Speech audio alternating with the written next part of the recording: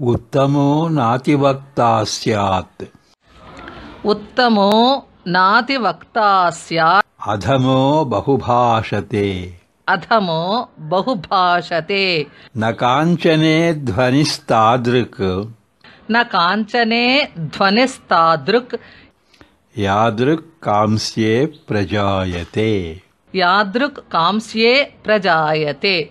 ಉತ್ತಮನಾಗಿರುವವನು ಹೆಚ್ಚಾಗಿ ಮಾತನಾಡುವುದಿಲ್ಲ, ಅಧಮನು ಹೆಚ್ಚಾಗಿ ಮಾತನಾಡುತ್ತಾನೆ. ಕಂಚಿನಲ್ಲಿ ಉಂಟಾದ ಶಬ್ದವು ಬಂಗಾರದಲ್ಲಿ ಉಂಟಾಗುವುದಿಲ್ಲ. While the best among speakers are gentle and soft-spoken, the worst are talkative and loud-mouthed. After all, gold does not sound as loud as bronze.